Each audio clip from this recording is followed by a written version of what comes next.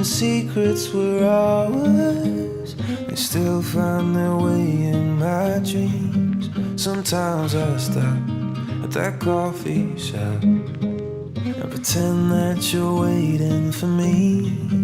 I see your face in every face, every step, every block, every street. It's a lonely city when the neon's bright, and you're not with me to shine your light. And the skyline's empty, nowhere to hide. It's a lonely city, it's a lonely night. I blocked out the sun, I blacked out the moon. I pulled the blinds and thought of you.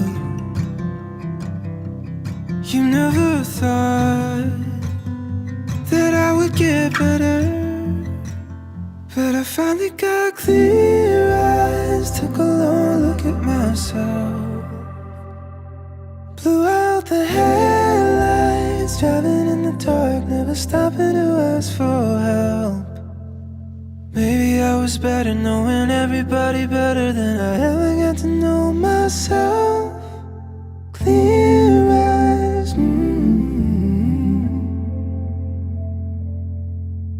clear eyes, This other path. Yo, John Luke Carter, MOKITA. how's it going, man? Look at you, man. How you doing? I'm doing great. How are you, man? Doing great. I gotta tell you, I'm a fan.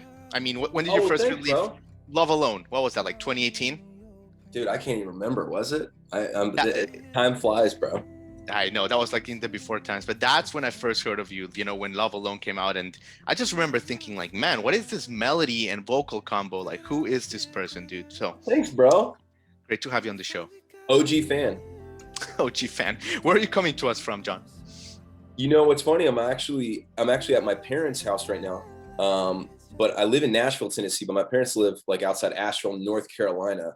Right. So that's where I am right now. But based in Nashville, came out here to work on had a couple things I had to take care of. But I love coming out here. It's like in the middle of the mountains, so it's a great getaway spot. I'll come here and write music a bunch too, and so I come here quite a bit. It's beautiful. Lovely. Were you there last week when it snowed here in Nashville, John? I was, man. That was great. Yeah. We got Good for pelted. you. We got pelted. It was great. We got pelted a little bit. So what is the creativity for you right there in the mountains? How does that change a little bit, John? Are you, by being in the North Carolina mountains? I mean, it's just I think a lot of it's just like you get the scenery. I grew up in the mountains, so I think there's something nostalgic about it. I just like every time I come back, I feel like I can breathe a little easier. I don't know. You live in a city. There's busyness. Everybody's hustling. Everybody's always busy. You come back to the mountains, a small town where I grew up in. Right. Everything moves a little slower, and also nobody cares what I'm doing here, which is nice because people want to know how I'm doing, but they don't really understand the music industry. They don't really understand what I'm doing. They just know that I sing. So like they kind of don't really know how I make money. They're like, I don't really understand how this guy. So it's nice when I come back home. It's just like there's no pressure. I can kind of work. I also just feel like I always get inspired here, just because again the views and the small town vibes are just really great to write and work with. Beautiful, man. Beautiful. But yeah, I mean, to introduce you to my audience, I mean, you're an artist who just puts out hit after hit. I mean, listen to this. Let me just give here my audience a little quick sample of what you do, man. I mean, look at this stuff. Like, I mean, that one is good. But then you bring out the next one and they just keep getting better and better. Look at this. See what I'm saying, man? One after another. But how about this one? Love this one. So good. So many good songs, man. Got all kinds of different vibes going on. All kinds of different vibes, man. And recently, I mean, you were going to tour in February with Slender and with Slender Bodies. I think that got affected, like many plans there, John. That's been going on. Is that? I guess what I want to ask is that still as frustrating as it was in early 2020, or is it more like you can cope with it better? You kind of like a more overview. I think for a lot of people, it's been really difficult. Because I didn't start when I first started doing the MOKITA project, I had already done some artist stuff in the past and singer-songwriter stuff, and had kind of gotten a little bit burnout doing that. So when I came back to doing the artist thing, I wasn't actually touring at first. It was mainly just like I wanted a creative outlet to put out music. So for me, I just recently started getting back into like, oh, I want to go out and play these songs live. But I think we've had, I want to say four different tour dates now, either moved or canceled. It is frustrating, the fact that you get prepared for it. You're going through rehearsals, you're getting everything set up, and then it gets moved. I would say for me, the way that I look at it is like, it gives me more time to create music. So I always try to find a positive in it. It's like, it is a bummer that it's getting pushed back, but at the same time, that gives me more time to create more music. So there's always a positive way to look at it, I think. But yes, frustrating for sure. Anytime something changes and you're mentally prepared for something, ready to play shows, ready to sell merch, ready to meet the fans, that's always tough. Yeah, hold on, I think you broke up. Yeah, but I love the way you're creating, like finding the bright side out of it, because that's key right there, John. And let me ask you about your beginning, because it's so cool and interesting. And you're in North Carolina, obviously. You grew up in Western North Carolina, in Sylvia. Your dad was a pastor. But music was all around you. I mean, like piano, guitar, you almost were like a fish in sea of music from early on, right, John? Yeah, absolutely, man. So yeah, I grew up in the church. And so was immediately thrown into music. I started taking piano lessons when I was about 6 years old, something like that. Hated it, did not like it, but my parents kind of were like, keep going. Was kind of the reason that I got kind of like baited into keep doing piano lessons is my grandparents were paying for it. So they were kind of like, your grandparents are paying for it, so you kind of got to do it. So I felt bad. So it's like, all right, I guess I'll keep doing it. So that's kind of how I got pushed into doing it. And then I would say after about like 5 or 6 years of taking piano lessons, I actually started really falling in love with music. And so I started playing a lot of the music that I was listening to. That's kind of what got me really hooked on music. And then around 11 or 12, I picked up the guitar. And that's when things like kind of just took off for me with the guitar. But I also sang in like choir. And so my mom's a singer. My dad plays guitar. He was like a youth leader for a while, sings. So music was always around. It was always in the family. My parents loved like Chicago and Boston and all those old stuff. And so that's I was always around it. So that's kind of what got me thrown in there. I love that you mentioned those bands, because I was going to ask you, I mean, the melody aspect of you, John, because I mean, I'm in Nashville too. I'm based out of the Gulch, and obviously everyone is like singer songwriter and that whole thing. But you have such an uncanny feel for melody. I can't think of many current artists that have such an understanding of melody like you do. Oh, thanks, man. Are these like Chicago? Like, is this where like all this understanding came from? Because that is special. That is another level. Oh, thanks, man. Yeah, that's a great question. I guess I haven't really thought too in depth about it, but if I'm looking back, the bands that I latched onto were all super melodic driven bands. Like the songs that I always kind of like latched onto were like hooks that I was like, man, that's amazing. I can't get that out of my head. So like one big one for me was like Def Leppard. They had just hook after hook after hook. It was all hooks. Like the verse was a hook, the pre was a hook, the chorus was a hook. And so like those bands, Chicago's the same way. So David Foster, who did a lot of that stuff, he's the same way. Like every melody is a hook. So I fell in love with that type of songwriting from a very early on. So lyrics actually came after that. I was main melody, which you kind of alluded to, which you can kind of hear. Melody was always like, I always loved the melody. And then I had to figure out how to write lyrics later, because melody was easy for me.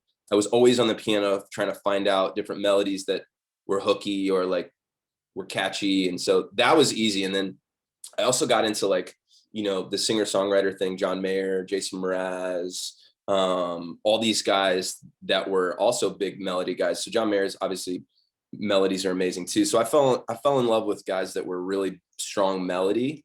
And then I kind of went from that to like high school. I was like more like love the pop punk stuff. Got around there, and like a lot of bands were like Taking Back Sunday and all these other bands were like big on melodies too. So I always chased the melody. It was always just like the melody was the thing that drew me in. And like I said, the lyric kind of came later for me when I moved to Nashville was when I came more in love with lyrics. Man, that's fantastic. Fantastic. We can't wait to see where you keep going. But let's go right. Let's go back right before you started college, if you don't mind. Yeah, man. Smoky Mountain High School. Yep. You were a really great basketball player. I mean, you were like varsity. Stats all over, man. A leader. What traits from your athletic days, like, are you still carrying with you in the music industry today? That's a great question, man. So I'll say this: basketball. So when I was a freshman, we lived in Virginia. And I had played on the varsity team. It was like a big deal for, obviously, as a kid, it's like a huge deal. I felt like I was really doing something. It was like, man, this is great. I'm really killing it. Yeah, you felt like LeBron or something. I did, man. Freshman and sophomore year was at this school in Virginia. Did really well. Me and the coach had this really special bond, and a great coach. My parents moved. I finished out the season sophomore year and moved. And junior and senior year, I started playing for this other school. Me and the coach did not see eye to eye. We did not get along. And so I had to immediately, the thing that I loved so much immediately felt kind of like threatened. So that taught me so much about actually the music industry too. I felt like I came from somebody who like really accepted me, and then went to another coach that felt like got rejected. So that actually was huge for me, because that was really hard. I felt like I couldn't do anything right. There was a lot of rejection. The thing that I loved felt like it was going to get taken away from me. So that actually was really helpful going into the music industry, which is also a super brutal industry, and having to learn with rejection. And so that taught me a ton. And also to not get too high, right? Kind of like staying level field. Exactly, man. Yeah, exactly. So that was huge in that aspect. And then as far as like athletically too, man, like I haven't played basketball in a minute, but I love sport like that. I love staying active and all that stuff. So that stuff stayed with me. I've done some triathlon stuff. I've done some half marathon stuff. I enjoy competition still. And I think I enjoy the competition against myself too in music, of like, all right, I'm gonna write this song. I want to write a better song, or I can make this better. So that competition aspect of sports has stayed with me for sure in music. Yeah, man, that's epic. That's epic, and great answer. And man, I could talk to you for 17 hours, but let me ask you, bro. Thanks, man. But let me ask you, before college as well, I thought this was a great thing, because you record your debut album, right? Rearview Memories. Oh yeah. And I love that you have that info. That's wild. Oh, absolutely, man. It's an interesting piece of work. I mean, because you're so young, but like you already understand that mistakes are like part of life. And that's where we grow. Like John, there's people who like die like of old age and they never understand this. And here you are, fresh-faced kid, and you're already singing about these themes. Like, how do you look back? How do you look back at this? I mean, that was like 13 years ago. How do you look back at this album now? Oh man, that's so funny. My friends. So I did that album here at my hometown, and I have friends still that I'll jump in the car with them and it'll be playing, and I'm like, dude, turn this off, man. Come on. It was like 17. But you know what, man? I look back at a lot of those songs, and I hear as much as it makes me cringe. I look back at all those songs, and I was writing about things that I hadn't even really gone through yet. I just knew other, artists. Amazing. It was like I was writing about things that I didn't really totally understand yet. Some of it I did, heartbreak, like love.